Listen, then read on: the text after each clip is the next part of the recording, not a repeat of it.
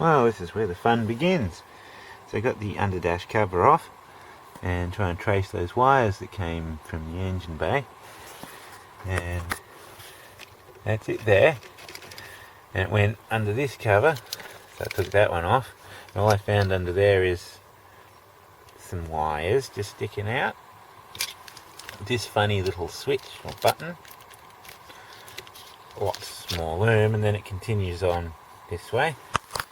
So I'll pull the centre console out, and what I found there was 50 cents and a whole lot of cigarette ash. That's just horrible.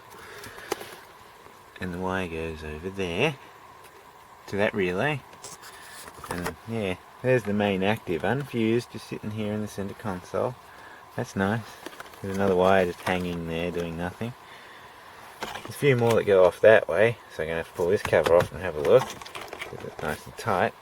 Still don't know what they do. So you got brown for negative and you got brown for positive. It's nice.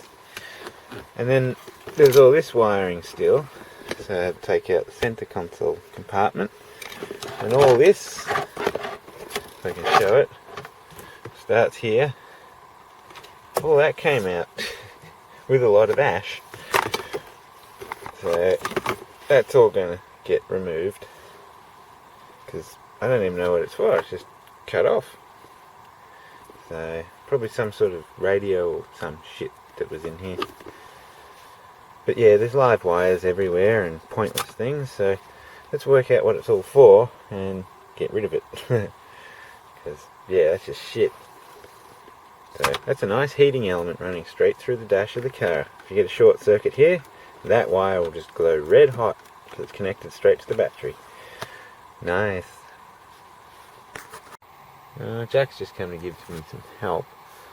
But yeah, well, that's a mess. So all I can go, I've even got conduit everywhere under here. I've worked out that's the fuel pump relay.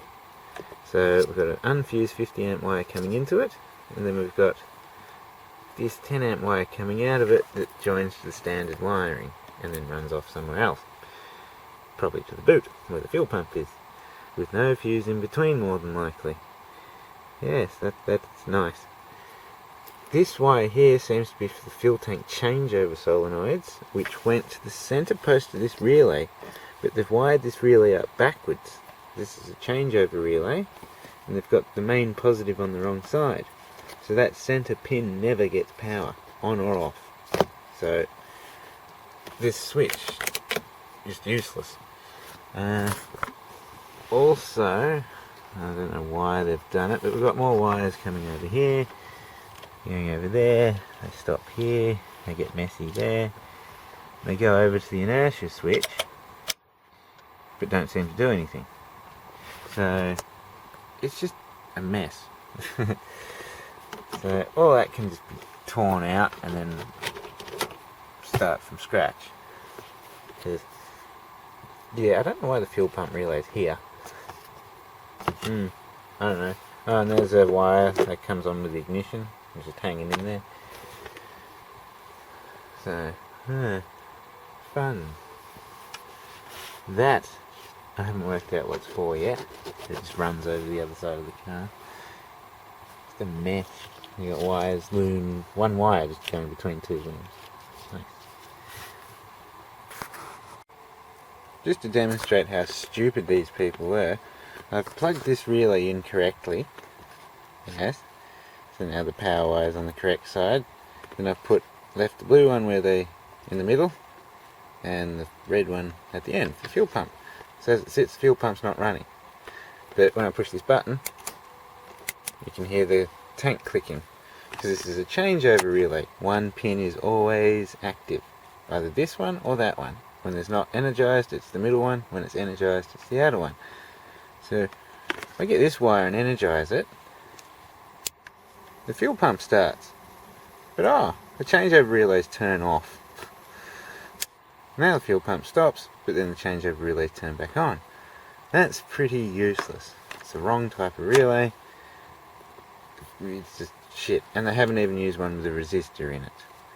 So that's a good way to pop ECUs and other things.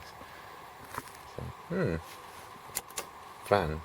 I have to look in the tank to see if they've got the changeover of relays or solenoids connected, or if they've got both tanks linked together, or what. Because the fuel gauge seems to read the same no matter what tank you have it on. You can see it changing over when I push it.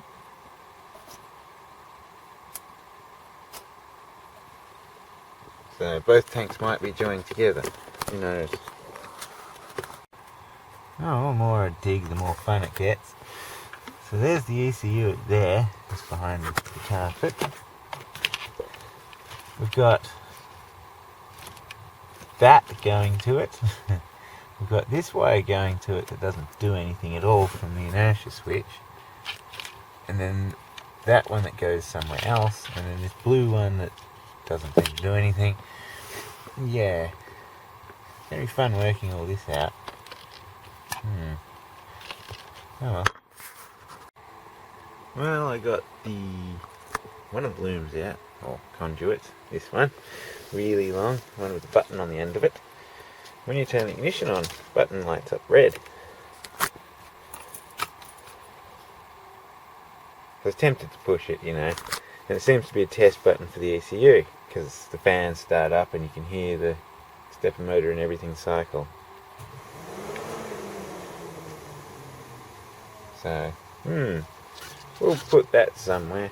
I don't know if it needs a wire long enough to go to the back seat just about, but yeah. The rest of this is just crap.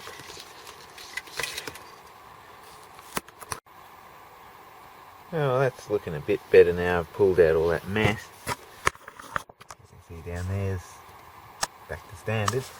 That just goes back out to the engine bay, so I'll go out there and deal with that. Still don't know what this was for, because it seems to go to the back of the car. It looks like almost trailer wire, like 15 amp wires, and then one nice thick of earth. So who knows, could have been something to do with the radio, maybe mobile phone, don't know, but I've made it a lot shorter. Slowly getting somewhere. At least I know what these wires do now. That one's the fuel pump trigger, and that one doesn't do anything. That was coming from the bloody inertia switch. That one's the main active that goes to that shit.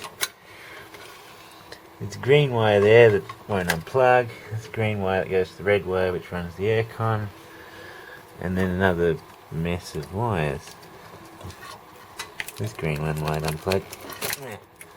See, it unplugs like that. Now I've got to cut this loom open and see what's going on in there. Because I want to follow this one. Probably end up near the alternator, or I might run the ECU, or God knows what. Maybe the injectors. Who knows? Till we get there. Now it's starting to become a mess. I've taken all the tape off and found cut wires and bent over wires and all sorts of shit. And because that's just an old loom out of a Commodore, it's dirtier than this car is, as you can see. They've just sort of wrapped it all together and somehow made it work. It's a miracle this thing actually worked at all. So now I've got to trace everything, work out what it all does, cut it all out, and then make it all nice, because that's just a mess. You've got broken wires going into plugs and everything. Wires that look like this one down here. I don't know what the hell's happened to that one. But yeah, oh well. Oh, I'm back on this side again. I've worked out they've just grabbed an old loom out of Commodore, an ECU, jammed it in under the dash just under the battery, put the whole loom out through the firewall here, there it is, and then ran it all around across the engine over to that side and then back into the cabin if needed, for the fuel pump and all that shit.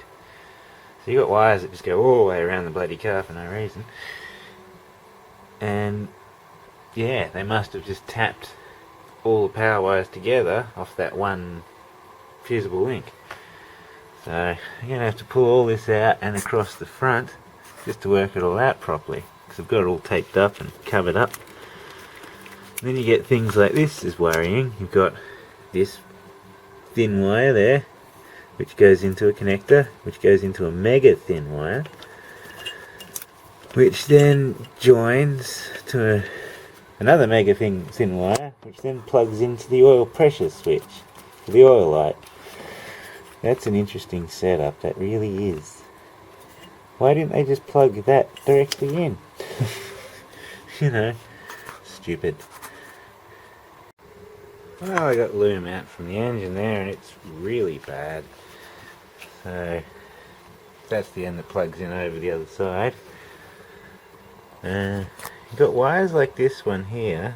I'll do a close up of that later. That one's routed. That one's for the ECU temperature, water temperature. They're all broken and cracked. This one here is the alternator wire. Mess. So why go all the way around the car? That should go straight to the battery. That's for the oil gauge. And yeah, the rest of it goes into there. Then goes into the ECU. So let's see how many times that main power wire is spliced. But yes, I'll follow that another day, like tomorrow. So I've had enough of following wiring for now.